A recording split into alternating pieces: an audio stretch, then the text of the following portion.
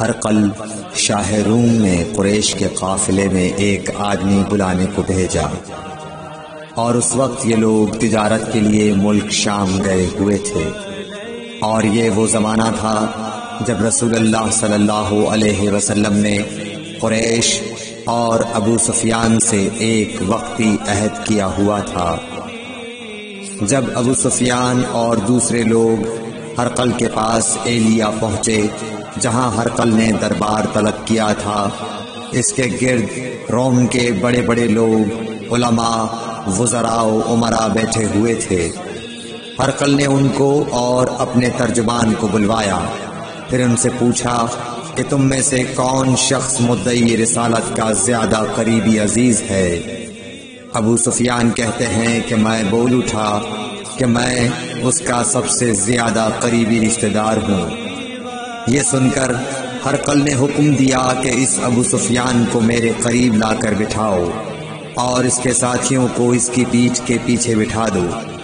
پھر اپنے ترجمان سے کہا کہ ان لوگوں سے کہہ دو کہ میں ابو سفیان سے اس شخص یعنی محمد صلی اللہ علیہ وسلم کے حالات پوچھتا ہوں، اگر یہ مجھ سے کسی بات میں جھوٹ بول دے تو تم اس کا جھوٹ ظاہر کر دینا۔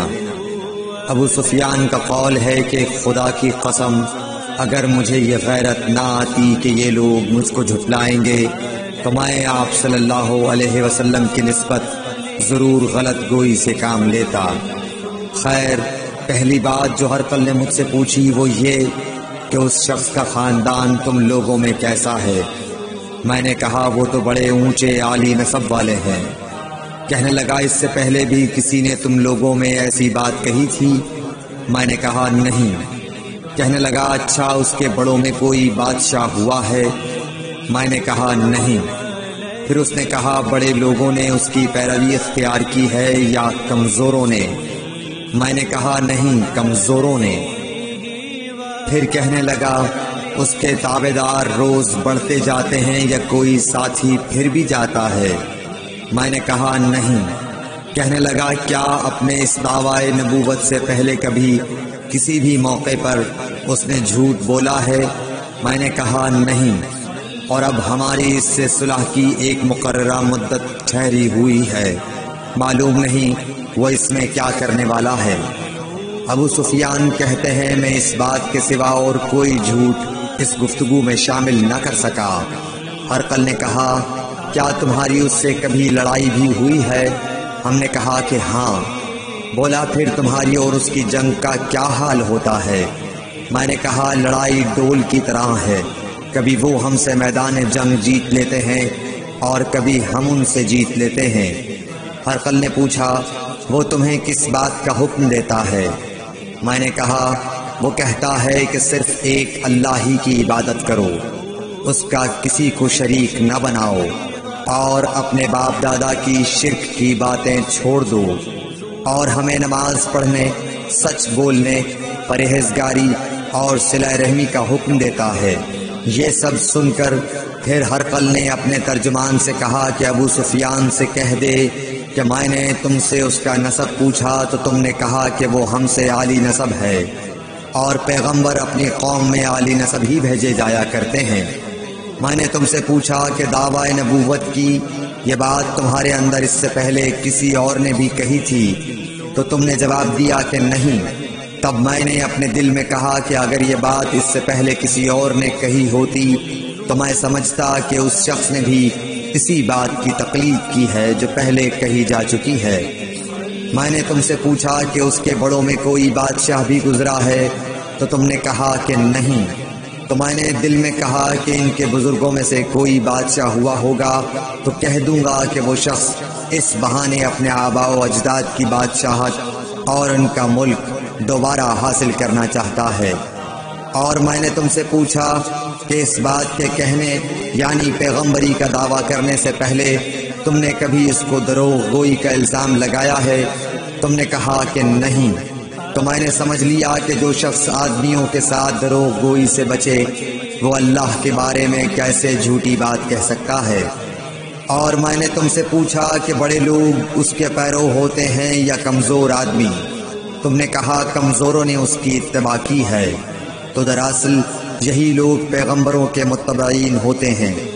اور میں نے تم سے پوچھا کہ اس کے ساتھی بڑھ رہے ہیں یا کم ہو رہے ہیں؟ تم نے کہا کہ وہ بڑھ رہے ہیں، اور ایمان کی کیفیت یہی ہوتی ہے حتیٰ کہ وہ کامل ہو جاتا ہے۔ اور میں نے تم سے پوچھا کہ آیا کوئی شخص اس کے دین سے ناخوش ہو کر مرتد بھی ہو جاتا ہے؟ تم نے کہا نہیں۔ تو ایمان کی خاصیت بھی یہی ہے، جن کے دلوں میں اس کی مسرت رچ بس جائے وہ اس سے لوٹا نہیں کرتے۔ اور میں نے تم سے پوچھا کہ آیا وہ کبھی عہد شکنی کرتے ہیں؟ تم نے کہا نہیں۔ پیغمبروں کا یہی حال ہوتا ہے، وہ عہد کی خلاف ورزی نہیں کرتے۔ اور میں نے تم سے کہا کہ وہ تم سے کس چیز کے لیے کہتے ہیں؟ تم نے کہا کہ وہ ہمیں حکم دیتے ہیں کہ اللہ کی عبادت کرو، اس کے ساتھ کسی کو شریک نہ ٹھہراؤ، اور تمہیں بتوں کی پرستش سے روکتے ہیں، سچ بولنے اور پرہیزگاری کا حکم دیتے ہیں۔ لہٰذا اگر یہ باتیں جو تم کہہ رہے ہو سچ ہیں تو ان قریب وہ اس جگہ کا مالک ہو جائے گا کہ جہاں میرے یہ دونوں پاؤں ہیں۔ مجھے معلوم تھا کہ وہ پیغمبر آنے والا ہے، مگر مجھے یہ معلوم نہیں تھا کہ وہ تمہارے اندر ہوگا۔ اگر میں جانتا کہ اس تک پہنچ سکوں گا تو اس سے ملنے کے لیے ہر تکلیف گوارا کرتا۔ اگر میں اس کے پاس ہوتا تو اس کے پاؤں دھوتا۔ ہرقل نے رسول اللہ صلی اللہ علیہ وسلم کا وہ خط منگایا جو آپ نے وحیہ کلبی رضی اللہ تعالیٰ عنہ کے ذریعے حاکم بصرہ کے پاس بھیجا تھا، اور اس نے وہ ہرقل کے پاس بھیج دیا تھا۔ پھر اس کو پڑھا تو اس میں لکھا تھا، اللہ کے نام کے ساتھ جو نہایت مہربان اور رحم والا ہے۔ اللہ کے بندے اور اس کے پیغمبر محمد صلی اللہ علیہ وسلم کی طرف سے یہ خط ہے شاہ روم کے لیے۔ اس شخص پر سلام ہو جو ہدایت کی پیروی کرے۔ اس کے بعد میں آپ کے سامنے دعوت اسلام پیش کرتا ہوں۔ اگر آپ اسلام لے آئیں گے تو دین و دنیا میں سلامتی نصیب ہوگی، اللہ آپ کو دوہرا ثواب دے گا، اور اگر آپ میری دعوت سے روگردانی کریں گے تو آپ کی رعایا کا گناہ بھی آپ ہی پر ہوگا۔ اور اے اہل کتاب، ایک ایسی بات پر آ جاؤ جو ہمارے اور تمہارے درمیان یکساں ہے، وہ یہ کہ ہم اللہ کے سوا کسی کی عبادت نہ کریں اور کسی کو اس کا شریک نہ ٹھہرائیں، اور نہ ہم میں سے کوئی کسی کو خدا کے سوا اپنا رب بنائے۔ پھر اگر وہ اہل کتاب اس کتاب سے منہ پھیر لیں تو مسلمانوں، تم ان سے کہہ دو کہ تم مانو یا نہ مانو، ہم ایک خدا کے اطاعت گزار ہیں۔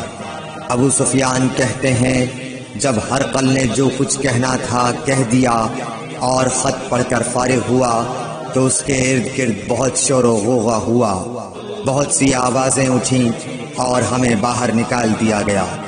تب میں نے اپنے ساتھیوں سے کہا کہ ابو کبشہ کے بیٹے آن حضرت صلی اللہ علیہ وسلم کا معاملہ تو بہت بڑھ گیا، دیکھو تو اس سے بنی اصفر روم کا بادشاہ بھی ڈرتا ہے۔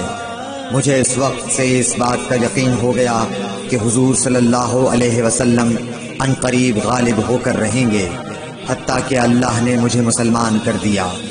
راوی کا بیان ہے کہ ابن ناطور ایلیا کا حاکم ہرقل کا مصاحب اور شام کے نصارہ کا لاٹ پادری بیان کرتا تھا کہ ہرقل جب ایلیا آیا ایک دن صبح کو پریشان اٹھا تو اس کے درباریوں نے دریافت کیا کہ آج ہم آپ کی حالت بدلی ہوئی پاتے ہیں، کیا وجہ ہے؟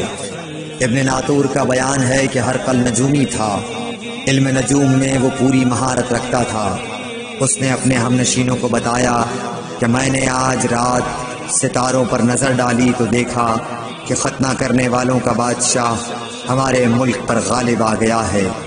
بھلا اس زمانے میں کون لوگ ختنہ کرتے ہیں؟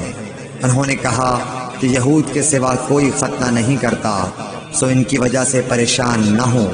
سلطنت کے تمام شہروں میں یہ حکم لکھ بھیجیے کہ وہاں جتنے یہودی ہوں سب قتل کر دیے جائیں۔ وہ لوگ انہی باتوں میں مشغول تھے کہ ہرقل کے پاس ایک آدمی لایا گیا جسے شاہ غسان نے بھیجا تھا۔